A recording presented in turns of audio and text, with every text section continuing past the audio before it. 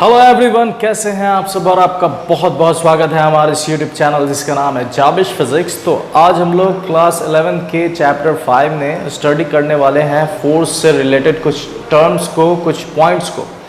इससे प्रीवियसली हम लोगों ने स्टडी किया था न्यूटन्स लॉज ऑफ मोशन, जिसमें लॉ ऑफ इनर्शिया को हम लोगों ने समझा, इनर्शिया को समझा, मोमेंटम को हम लोगों ने समझा और सेकंड लॉ को समझा। अगर आपने इन सारे लेक्चर्स को नहीं देखा है तो इन सारे लेक्चर्स का एक प्लेलिस्ट बना है जिसका लिंक आपको डिस्क्रिप्शन बॉक्स में मिल जाएगा या फिर यहाँ आई बटन पर मिल जाएगा, तो आप जाकर देख सकते हैं और अपने नॉलेज को बढ़ा सकते हैं। चलिए शुरू करते हैं आज का लेक्चर। इससे प्रीवियसली हम लोगों ने डिस्कस किया था Newton's second law of motion.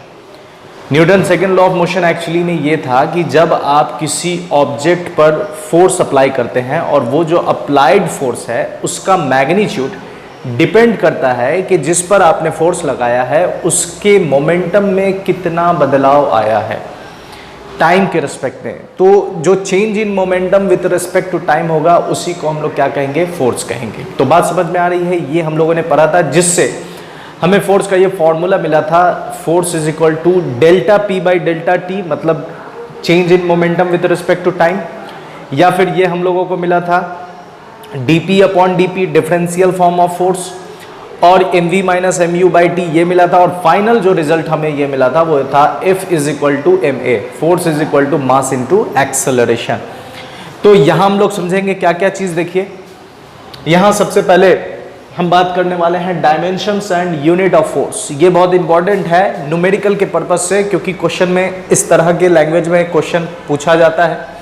बच्चे के दिमाग में ये बात होती नहीं है, इस वजह से वो कंफ्यूज कर जाते हैं। डायमेंशन देखिए, ये हम लोगों ने पढ़ा था F is equal to ma, force is equal to mass into acceleration.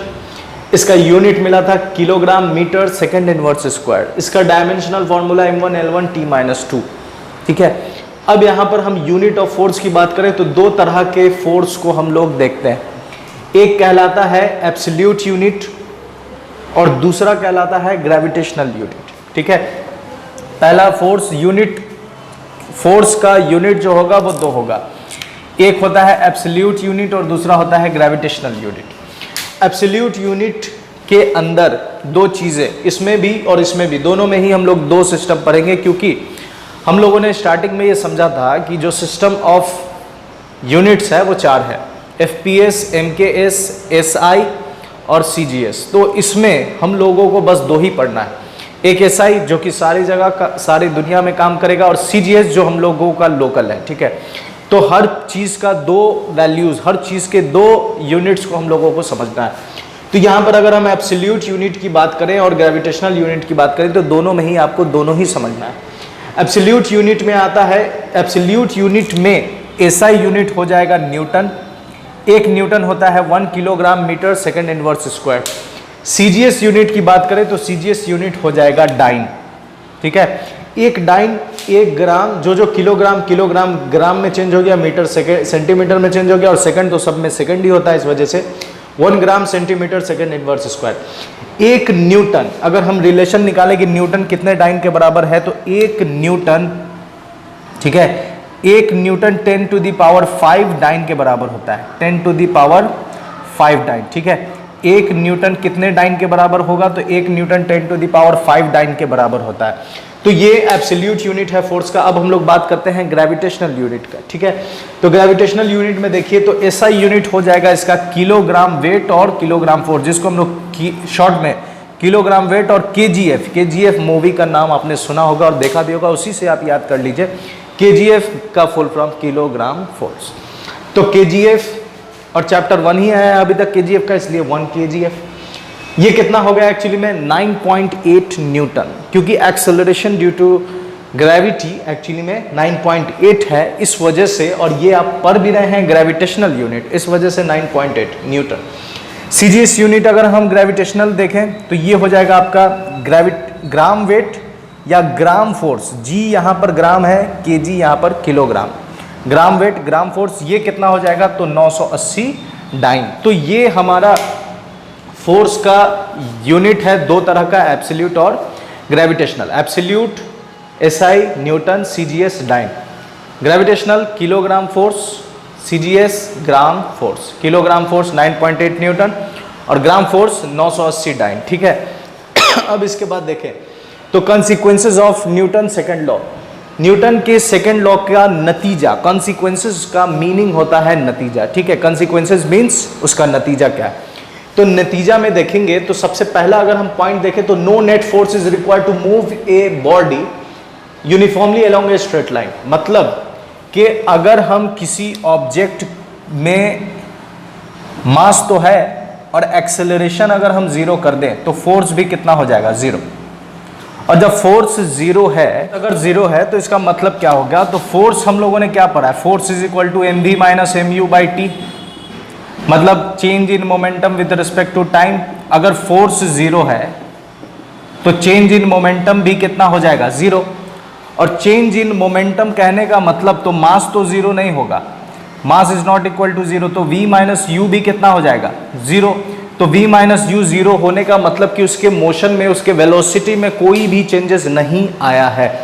तो कोई भी वेलोसिटी में कोई भी चेंजेस नहीं आया, इसका मतलब यह है कि अगर कोई भी ऑब्जेक्ट यूनिफॉर्मली मूव कर रहा है, यूनिफॉर्म वेलोसिटी के साथ मूव कर रहा है, इसका मतलब कि उसके ऊपर जो नेट फोर्स है वो जीरो है।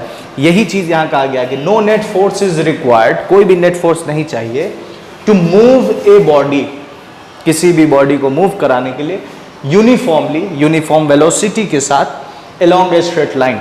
तो फोर्स अगर जीरो है तो दो चीजें होगी ऑब्जेक्ट के साथ, अगर वो रेस्ट में है तो रेस्ट में ही रहेगा, और अगर वो मोशन में है और फोर्स जीरो है, इसका मतलब कि उसके पास जो वेलोसिटी है वो यूनिफॉर्म है। अब हम लोग दूसरा नंबर देखें तो accelerated motion is always due to an external force. अगर कहीं भी एक्सेलरेशन है तो इसका मतलब कि उसके पास कोई एक्सटर्नल एजेंट है जो ज़रूर काम कर रहा है। जैसे कोई ऑब्जेक्ट यूनिफॉर्म वेलोसिटी से मूव कर रहा है, इसका मतलब कि उसके पास नेट फोर्स कितना है, जीरो है। लेकिन अगर उसके पास एक्सेलरेशन आने लगा तो समझिए कि कोई एक्सटर्नल एजेंट है जो उसको एक्सेलरेट करने का काम कर रहा है, ठीक है। तो ये दूसरा पॉइंट है कि एक्सेलरेटेड मोशन जब भी होगा वो एक्सटर्नल फोर्स, एक्सटर्नल एजेंट जो फोर्स लगाने का काम कर रहा है उसकी वजह से होगा। तीसरा जो है वो है कंडीशन फॉर एक्सेलरेशन। किसी भी ऑब्जेक्ट में मास तो कांस्टेंट है लेकिन चेंज क्या करेगा, एक्सेलरेशन। तो एक्सेलरेशन के चेंज होने का या एक्सेलरेशन के होने का कितना कंडीशन है, तो पहला कंडीशन है कि या तो उसकी स्पीड में चेंज आए, उसका स्पीड अगर चेंज हो रहा है इसका मतलब कि उसके पास एक्सेलरेशन है, क्योंकि एक्सेलरेशन होता है चेंज इन वेलोसिटी, और velocity is what, magnitude direction. तो मैग्नीट्यूड मतलब है स्पीड, तो अगर स्पीड में चेंज हो तो एक्सेलरेशन है। अगर डायरेक्शन में चेंज हो, क्यों, क्योंकि देखिए वेलोसिटी जो होगा, अगर हम वेलोसिटी को लिखें तो वेलोसिटी को हम क्या लिख सकते हैं, स्पीड प्लस डायरेक्शन। तो अगर स्पीड चेंज हो तो वेलोसिटी का चेंज हो रहा तो वेलोसिटी चेंज होगा, अगर डायरेक्शन चेंज हो तो भी वेलोसिटी चेंज होगा, क्योंकि वेलोसिटी दोनों से बना है। तो स्पीड के चेंज होने से भी वेलोसिटी में चेंज, डायरेक्शन के चेंज होने से भी वेलोसिटी में चेंजेस आने को देखने को मिल रहे हैं। इस वजह से स्पीड में चेंज होगा तो भी एक्सेलरेशन, डायरेक्शन में चेंज होगा तो भी एक्सेलरेशन, और वेलोसिटी में चेंज होगा तो एक्सेलरेशन होगा ही। चौथी चीज यह है कि force is equal to mass into acceleration. ये हम लोगों ने पढ़ा था, और इसी को हम लोग ऐसे भी लिख सकते हैं, change in momentum with respect to time, change in time, या इसका डिफरेंशियल फॉर्म अगर हम देखें तो क्या लिख सकते हैं, dt बाई dt। चौथा पॉइंट। पांचवा पॉइंट ये है कि ये सिर्फ पॉइंट मास के लिए एप्लीकेबल है। पॉइंट मास क्या होता है, पॉइंट मास हमने बताया था आपको कि पॉइंट मास जब हम कहते हैं वो एक्चुअली में होता ये है कि जब कोई ऑब्जेक्ट अपने साइज के कंपैरिजन में बहुत ज़्यादा जर्नी कर ले, बहुत ज़्यादा डिस्टेंस ट्रेवल कर ले, तो हम कहेंगे कि वो पॉइंट ऑब्जेक्ट है इस पर्टिकुलर जर्नी के लिए।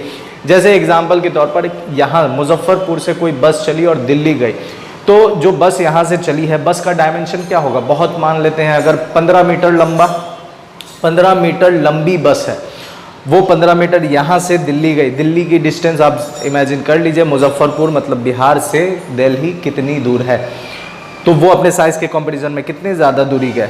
या अगर मान लेते हैं कि मुजफ्फरपुर से वो मुंबई गई वो बस, तो समझ लीजिए कि कितना डिस्टेंस है यहाँ से। तो इस जर्नी के लिए वो क्या हो जाएगा, इस जर्नी के लिए वो पॉइंट ऑब्जेक्ट, पॉइंट मास कहलाएगा। तो ये सिर्फ दिस लॉ सिर्फ किसके लिए एप्लीकेबल है, पॉइंट मास के लिए एप्लीकेबल है, ठीक है। Force is equal to mass into acceleration होता है, तो हम यहाँ पर एक्सेलरेशन का फॉर्मूला निकाल सकते हैं, फोर्स अपॉन मास। तो यहाँ पर हम देख सकते हैं कि एक्सेलरेशन इनवर्सली प्रोपोर्शनल है किसके, मास के।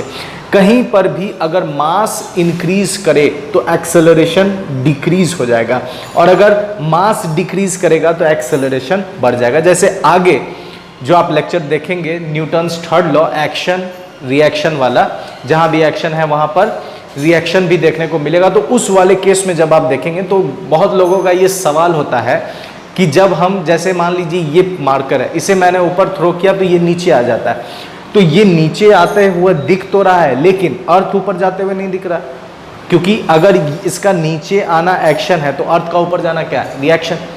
तो एक्शन दिख रहा है, रिएक्शन नहीं दिख रहा है। तो रिएक्शन इस वजह से नहीं दिखता है क्योंकि अर्थ का साइज आप देखें ना, अर्थ का साइज कितना है, बहुत बड़ा। रेडियस ही है इसका 6400 किलोमीटर, तो इससे अंदाजा लगेगा कि इसका मास कितना होगा। और जब मास बहुत ज़्यादा होगा तो एक्सेलरेशन बहुत कम होगा। बात समझ में आ रही? इस वजह से अर्थ ऊपर जाते हुए नहीं दिखता है। तो मास के बढ़ने से एक्सेलरेशन घटेगा, मास के घटने से एक्सेलरेशन बढ़ेगा। तो इस लेक्चर में हम लोगों ने क्या क्या समझा कि यूनिट्स, डायमेंशन देख लिए। यूनिट दो टाइप का, एब्सोल्यूट और ग्रेविटेशनल। न्यूमेरिकल के लिए बहुत सही है और बहुत ज़्यादा यूज में आता है न्यूमेरिकल के लिए। दूसरा, इसके कॉन्सिक्वेंसेस को हम लोगों ने समझ लिया। तो मेरे साथ बने रहने के लिए बहुत बहुत शुक्रिया। अपना ख्याल रखें। गुड बाय एंड खुदा हाफिज।